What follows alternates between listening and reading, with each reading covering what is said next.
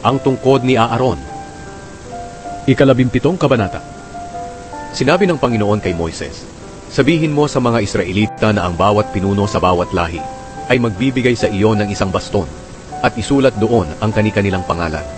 12 lahat ang baston. Sa baston ng lahi ni Levi, isulat ang pangalan ni Aaron dahil kailangang may isang baston sa bawat pinuno ng lahi. Ilagay mo ang lahat ng ito sa toldang tipanan, sa harapan ng kahon ng kasunduan, kung saan ako nakikipagkita sa inyo ni Aaron. At ang baston ng taong pipiliin ko na maglingkod sa akin bilang pari ay sisibulan, at sa pamamagitan nito, titigil ang pagrereklamo ng mga Israelita laban sa inyo ni Aaron. Kaya sinabi ito ni Moises sa mga Israelita, at ang bawat pinuno ng lahi ay nagbigay sa kanya ng baston. Ang lahat ng baston ay 12, at isa rito ang kay Aaron. Inilagay lahat ni Moises ang baston sa presensya ng Panginoon, doon sa tolda ng kahon ng kasunduan.